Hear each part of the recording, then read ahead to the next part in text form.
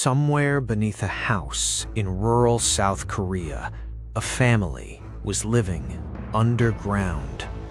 Not for days, not for weeks, for 10 years.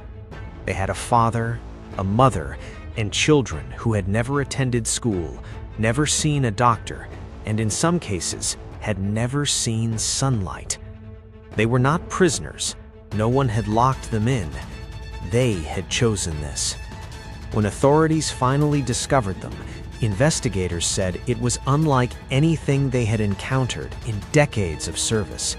Not because of violence, not because of death, because of what 10 years of total isolation does to a family, and because of the man who had decided it was necessary. This is that story. In the spring of 2002, a social worker in South Chungcheong Province received a report that concerned her enough to visit a rural property on the outskirts of a small farming community. The report had come from a neighbor, not a formal complaint, but a quiet word passed through the local administrative office. Something about a family that no one had seen in a very long time. Children who should have been in school but weren't. A father who occasionally appeared in the village to purchase supplies, but deflected every question about his household with the same answer. Everything is fine. We prefer to keep to ourselves. The social worker arrived at the property on a Tuesday morning. The house itself appeared inhabited. There were signs of recent activity. A vegetable garden along the southern wall, tools stored under a small lean-to beside the entrance. She knocked. She waited. She knocked again. The man who eventually opened the door was in his early 40s, thin and visibly reluctant. He confirmed he lived there. He confirmed he had a family. He declined to allow her inside. She returned the following week with a colleague in the backing of a formal welfare check order. What they found when they entered the house changed the nature of the visit immediately. The main living area was sparse but functional. What drew their attention was a section of the floor in the rear room, boards that had been fitted with a recessed handle, the kind of modification that does not exist in a standard rural Korean home. When they lifted the boards, they found a staircase leading down into a space that had been excavated beneath the foundation of the house. The space was approximately 4 meters wide and 6 meters long. It had a low ceiling. An adult could not stand upright. It had a ventilation system of rudimentary pipes running up through the floor above. It had a wood-burning stove, a storage area for food, sleeping mats arranged along the walls, and a small table. It also had 4 children. The youngest was 7 years old. The oldest was 16. None of them had attended school. None of them had a registered identity in the South Korean civil system. They existed in no database, no record, no official document of any kind. To the state, they did not exist. The mother was also in the space. She had been living underground with her children for the better part of a decade. When investigators later reconstructed the timeline, they determined that the family had first moved into the underground space in 1992. They had been there with only brief and carefully controlled periods of surface access for approximately 10 years. The father's name was Park Sung-won. He was 43 years old when investigators arrived at his property.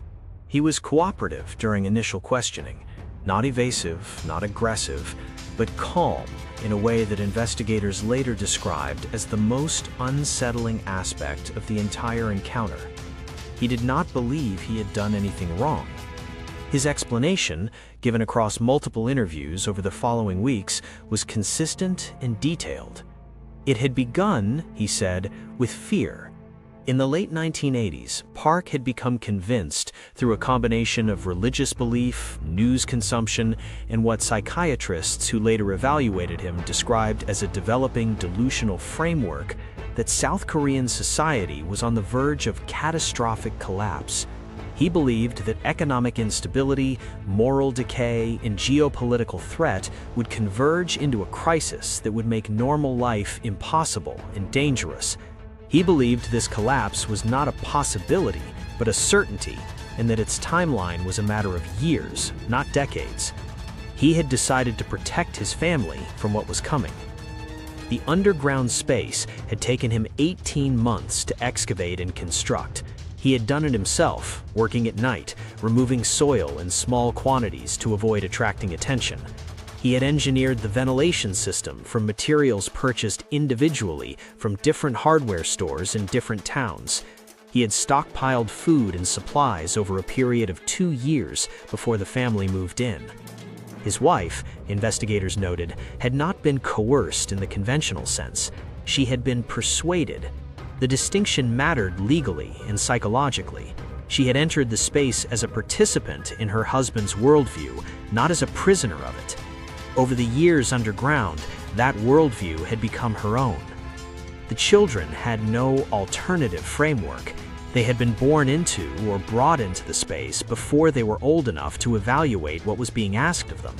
The oldest, who had been 6 when the family first moved underground, had grown up in a world that was 4 meters wide and 6 meters long, with a father who taught them that everything above was dangerous and everything below was safe. When psychiatrists evaluated Park after his arrest, their findings were complex. He was not, in the clinical sense, psychotic. He understood reality. He could distinguish between his beliefs and the observable world.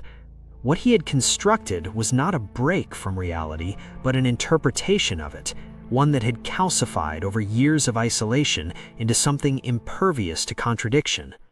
He told investigators that he had expected the surface world to confirm his predictions by now.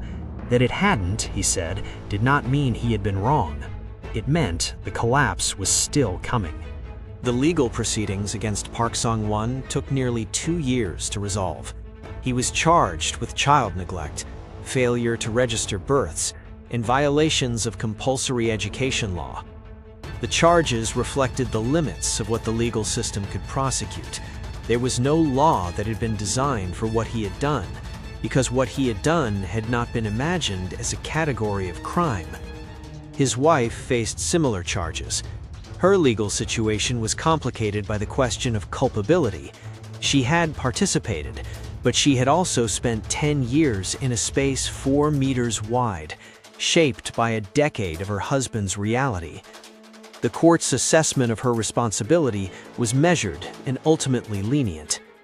The children's situation was the one that most occupied investigators, social workers, and the psychiatrists who spent months working with them after the discovery. The 2 youngest had been born underground. They had no memory of the surface world because they had never experienced it as a baseline. Their entire concept of normality, of what a home was, what safety meant, what the boundaries of a life were, had been formed in that space. When they were first brought above ground, investigators noted that the youngest child did not understand what sunlight was. He had experienced it only in the brief, controlled moments when his father had allowed surface access, moments brief enough and infrequent enough that they had not registered as a feature of the world, only as an anomaly within it. When he stepped outside for the first time under proper supervision, he shielded his eyes not with the instinctive response of someone unaccustomed to brightness, but with the deliberate caution of someone encountering something unfamiliar and potentially threatening. He was 7 years old. The older children had clearer memories of the world above, memories that had been systematically reframed by their father over years of controlled narrative. The surface was dangerous, people were untrustworthy, the underground was where safety lived. These were not ideas they had been told once, they were the architecture of the only world they had known long enough to understand. Rehabilitation took years. The children were placed in care, enrolled in education, and provided with psychiatric support that continued for the older children well into their adult lives. Social workers who worked with them described the process not as recovery from trauma in the conventional sense, but as the construction of an entirely new framework for understanding reality, built from scratch in adolescence and early adulthood, without the foundation that most people take for granted. The oldest child, who had been 6 when the family first went underground and 16 when they emerged, gave a single interview to a Korean journalist in 2009. He asked that his name not be used. He said that the hardest part of the years since had not been learning new things, it had been unlearning the ones he already had. Park Sung-won served 4 years in prison. The sentence reflected the charges available, not the magnitude of what had occurred. When he was released, he returned to the same province where the house had stood. The underground space had been filled in and the property sold. He gave no public statements. His wife received a suspended sentence. The court's reasoning acknowledged that she had been both participant and, in a more complicated sense, subject, shaped by the same decade of isolation that had shaped her children, inside a reality her husband had constructed, and she had eventually ceased to be able to distinguish from her own. The house no longer exists. A different structure stands on the property now. The neighbors who live nearby know the history of the land in the way that rural communities tend to hold on to the things that happened in their midst. They do not talk about it often. In South Korea, the case prompted a review of birth registration and welfare check procedures that had allowed a family to disappear from the official record for a decade without triggering an automatic response. Reforms were implemented. The specific gaps that Park had exploited in registration, in school attendance monitoring, in the welfare system's capacity to follow up on families who declined initial contact were addressed in the years that followed. Whether those reforms would have been enough to catch a man like Park earlier is a question that social workers and policy researchers have continued to debate. The answer, most conclude, is probably not, because the system he had exploited was not primarily a system of paperwork and registration. It was a system built on the assumption that people, given access to the ordinary world, will choose to remain in it. Park had made a different choice, and for 10 years, no one had looked closely enough to notice. The youngest child is in his late 20s now. He has spent more of his life above ground than below it. He has never given an interview.